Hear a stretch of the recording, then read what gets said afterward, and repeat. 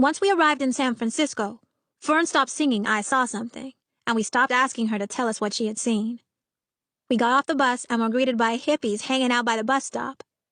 It wasn't right to stare at them like they were in an exhibit, but we couldn't help it. We didn't see many hippies in Brooklyn, not where we lived, and there was a whole tribe of them before us. All kinds of mostly white hippies with long hanging hair. You couldn't miss the guy in the green, red, and white Mexican poncho, or the moppy hair covering his face. I'd have called it an afro, except it was on a white guy's head. I wondered if that made a difference. The hippies sat on the grass. One read a small book. 3 girls swayed while Poncho Man played his guitar. They must have been out protesting and were done for the day. Their signs lay on the grass. Peace, ban the draft, make love, not war. I wish we had a camera. Peace, sweet soul sisters. Poncho Man dipped his head as if pointing to his open guitar case. I don't know what made me say it, but instead of groovy man or peace, I said, power to the people. Then Vonetta said, free Huey.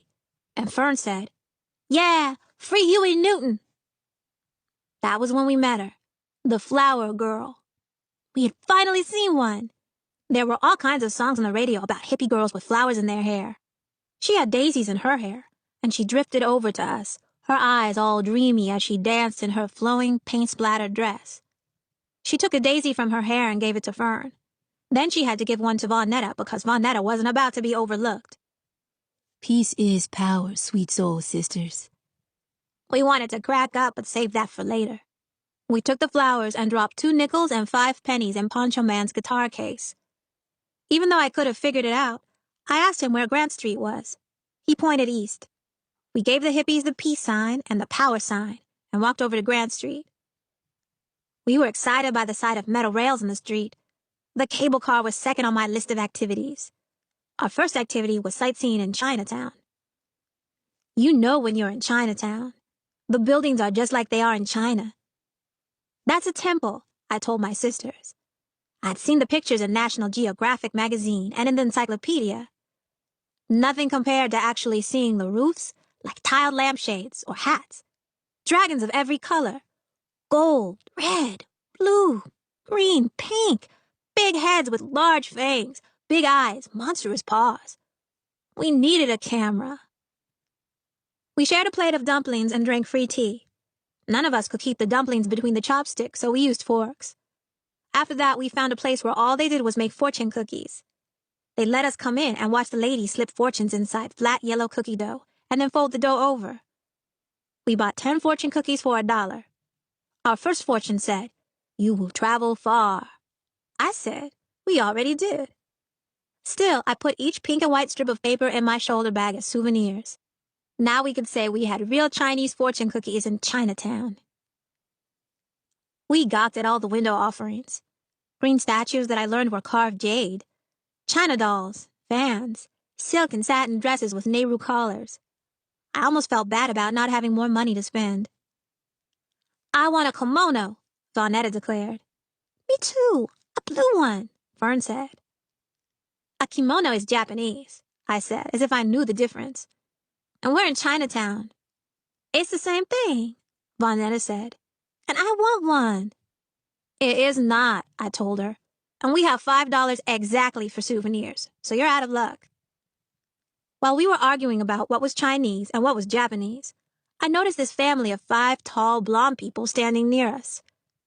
I didn't eyeball them dead on, but I knew they were staring at us. My heart thumped fast. It was happening. That bad thing that happened to kids who went on excursions without their mother. I tried to shush Vonetta, who thought she was winning our disagreement. I had to get my sisters away from these starers. And then, what would I tell the police when they asked about our mother? We were cooked. When I turned, I found the 5 people smiling at us, their faces made long by high cheekbones and long white teeth. They waved. I'd seen white people before. On TV, at school, everywhere. These people didn't look like any white people I'd ever seen. Even their skin was paler, their hair more white than yellow. I listened as they spoke to one another, probably about us, using flugel-schlugel words. Then instead of taking pictures of all the Chinese people and the temples and dragons, they pointed their cameras at us, Vonetta started to pose movie star style, with one hand behind her head and the other on her slim hip. I grabbed Vonetta's and Fern's hands and said, "Come on." I checked my Timex. It was almost 1 o'clock. That meant our time in Chinatown was up and we had to go on to our next activity. A ride on the cable car. We dashed over to where metal rails ran along the street and waited. Sure enough, at 1 o'clock on the nose, we were on to our next activity. A cable car ride from the tip-top of Chinatown all the way down to Fisherman's Wharf. We climbed aboard and I paid our fare. We stood because standing would be more fun going down that hill. And what a hill it was. It was a thrilling look down, down, down. The streets rolled like a dancing dragon. Hirohito didn't know the first thing about a hill. We needed a camera to get this hill. How steep? How long? We rode it all the way down to the wharf, cheering with every clang of the bell. We were now near the wharf. There were palm trees, real palm trees with sturdy trunks. Down here, palm trees made sense. They stood as palm trees were supposed to stand, reaching up to the sun, branches spread out wide. Not like a sickly child, too small and slouched over in someone's yard in black Oakland. When we got off, we could see the Golden Gate Bridge perfectly well, but we took turns looking through the telescope right there on the walkway. Gazing out to the bridge, I felt what I almost felt on the airplane. It was the pure excitement of seeing the world. Even the seagulls were seagullier than the ones that flew and squawked around Coney Island. These wide-winged birds seemed bigger and majestic, both close up and far away. Or maybe it was that we could see and smell the ocean and the tar, salt, and wood from the wharf. I breathed in deep to get it all. Too bad there was no way to capture the wharf smell in a jar to take with me. For a minute, I forgot I was with my sisters. Then I remembered what Papa had said, and I stopped myself from falling into the whiff of salt air and flying off with the seagulls like some dreamy flower girl. I was happy to be there, and that had to be good enough. There was no need to get glaze-eyed and forgetful. We stopped in a gift shop on the wharf.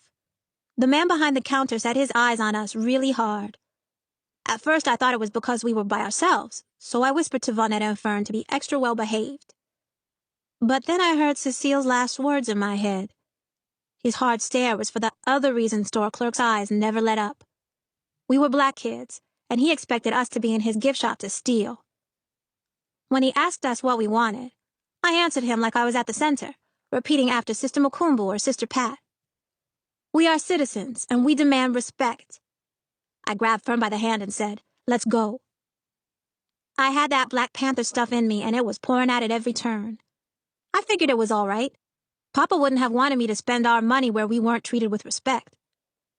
But I was sure Big Ma would have wanted us to say, "Yes, sir," and "Please, sir," to show him we were just as civilized as everyone else. We walked farther down the wharf and found an old lady with a wooden cart to buy our souvenirs from. She carried mostly postcards, silver spoons, thimbles, and tiny drinking glasses that said, "Welcome to San Francisco." Her cart wasn't as nice as the gift shop, but she was toothless and happy to get our nickels and dimes. Since we didn't have a camera, I thought buying 10 postcards for 50 cents would be the next best thing. I told my sisters to each pick out 3 postcards. One to keep as a reminder of our San Francisco excursion, one to mail to Pa and Big Ma, and one to send to Uncle Darnell in Vietnam. I'd figure out later what we'd do with the leftover postcard. At least now we finally had something to show for flying all the way to California. We took the cable car to the bus stop and took the East Bay bus back to Oakland.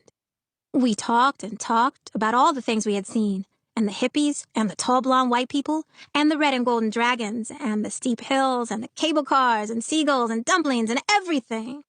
Wouldn't Cecile be surprised when we told her where we went? Then I felt bad because we didn't get her anything from the souvenir cart. I hadn't thought of her at all, and guilt began to have its way with me. I told my sisters, "We're selfish. We didn't buy anything for Cecile." Before we got too quiet, stewing in our selfishness, Vonetta said, "She wouldn't want it anyway." Good old Vonetta. Fern and I agreed with her. Surely wouldn't. In a way, I was glad to be back in black Oakland, the sun still shining. As much as I loved our adventure, I was always on the lookout in between, just looking. Here I knew where everything was. The center, the park, the library, the city pool, Safeway, and Mean Lady Ming's. No one stared, unless they were staring because they didn't like your shoes or your hairstyle. Not because you were black or they thought you were stealing. As much as we needed to go off and have our California adventure, it was nice to be back, even if it wasn't our real home. I still carried my shoulder bag Brooklyn style, but it was now lighter, and I wasn't worried. We stopped inside Mean Lady Ming's and gave her all the change we had left except for $2 bills. "What can we get with this?" Mean Lady Ming yelled something mean back to the kitchen, and in 10 minutes we had a brown bag smelling of fried rice and chicken wings. I figured one day of takeout food wouldn't hurt anything. But honestly, I was too tired and happy to cook. I was anxious to tell Cecile all about our vacation day. I wanted to show off how well I had planned everything down to the minute that I knew what to do, and I wanted to see if she cared. We were a block away from the green stucco house, chatting and laughing. Then we stopped walking, all three of us. There were 3 police cars parked outside of Cecile's house, 1 in the driveway and 2 along the curb. Policemen lined the walk. Lights flashed on top of their cars onto the streets. Red, white, and blue lights everywhere. We inched up, the happiness knocked out of us.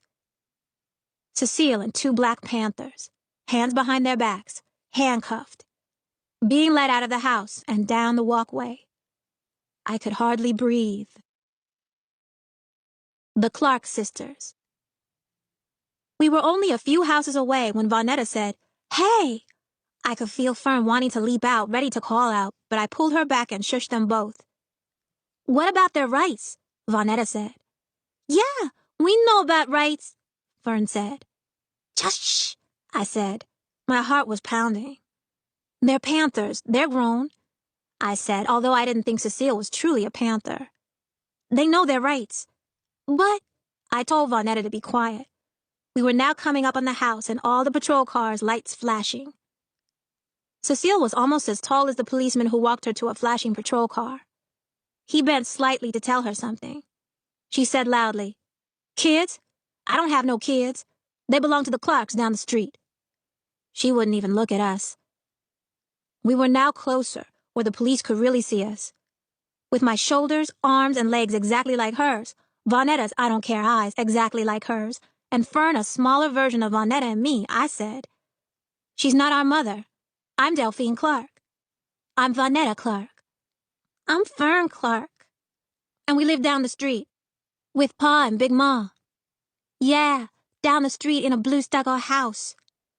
"Not with this lady," I said. "Not with her." "Surely don't." They had already pushed Cecile down into the back seat of the car. I said to my sisters without looking at Cecile, "Come on." We walked past our mother. Walked with our bag of fried rice and chicken wings as far as we could without looking back, my heart still pounding and the smell of the fried food making me sick. Why had the police arrested Cecile? She wrote Send Us Back to Africa poems and movable type poems. She didn't write Off the Pig poems and Kill Whitey poems. That is, if writing poems were a crime. It was just as Sister Mukumbu and Crazy Calvin were trying to teach us. In Oakland, they arrested you for being something. Saying something. If you were a freedom fighter, sooner or later you would be arrested. Fern asked, "Why'd she say she didn't have no kids?" "She had to," I said. "Why?" "They would have taken us away, split us up, and put us in juvie or something." Fern said, "I don't want to go to juvie." Vonetta said, "She sure said it really easy. Kids? I don't have no kids." It was like she said, "Cooties? I don't have no cooties." I reminded her, and we said we were the Clarks real quick, real easy. "I was following you," Vonetta said. "Me too," Fern said. "Well, we have to say that. Did you want them to send us to juvenile hall? Or call Pa and Big Ma and worry them to death? We'd have to wait in juvie hall until Pa or Big Ma came from New York to get us. You wouldn't like juvie hall. It's just like jail." By the time we turned around and started back, the police cars had driven off with Cecile and the 2 Black Panthers. I let us in. I couldn't tell from the living room what had happened between Cecile, the police, and the 2 Black Panthers. The door had not been kicked in like it had been at Hirohito's house. Cecile didn't have much in her house to begin with. Then I pushed open the door to the kitchen. Out of habit, Vonetta and Fern stayed in the living room until they heard me gasp. They followed quickly behind me and timidly peered in. Black and red ink was smeared across the floor. Torn and scuffed up white paper wings covered the floor. Drawers had been ripped out of the cabinets. Large and tiny blocks of metal letters had flown everywhere. Blocks of metal E's, S's, A's, and T's. Paper, ink everywhere. The printing machine toppled over, rollers knocked out. Legs from my second-hand stool cracked and split off from the wooden seat. All we could do was take it in. Vonetta and Fern were seeing the inside of the kitchen, Cecile's workplace, for the first time. I was imagining what had happened. How Cecile didn't want them in her house, in her workplace, where she only allowed me and only at a distance. That the police might have touched her papers or picked up her letters with clumsy cop hands. Cecile might have gone crazy like I knew she could have, instead of saying, "I'm a citizen and I have rights." She and the Black Panthers might have demanded to see the policeman's search warrant. She might have reached out to protect her poems. The broken stool told me more than I wanted to know. I found 3 forks, 2 on the floor and 1 in the sink. I washed them along with 3 plates, and we went back out to the living room. Vonetta spread Cecile's tablecloth, and we sat down to eat. I said the blessing, asking God to protect Cecile while she was under arrest, and then we ate. Mean Lady Ming had thrown in 2 extra chicken wings, and that was good because we were hungry. Hungry, shook up, and tired. We have to clean up Cecile's kitchen before she comes home. Why? Vonetta asked. We didn't mess it up. We surely didn't, Fern said. We're cleaning the kitchen just because. Because? They said together. Because it should look right when Cecile comes home tomorrow. I expected a lot of lip from Vonetta with Fern on her side. I expected us to go back and forth, them saying, "Oh, no, we're not," while I said, "Oh, yes, we are." Instead, Vonetta asked, "What if she doesn't come home tomorrow? What if they keep her locked up like Brother Woods?" "Yeah," Fern said. "They could keep her and never let her go." They were right. The police could keep Cecile for days, even longer. My sisters waited for my answer, but for the first time I had no straw to spin. I could only clear away the food, plates, and forks.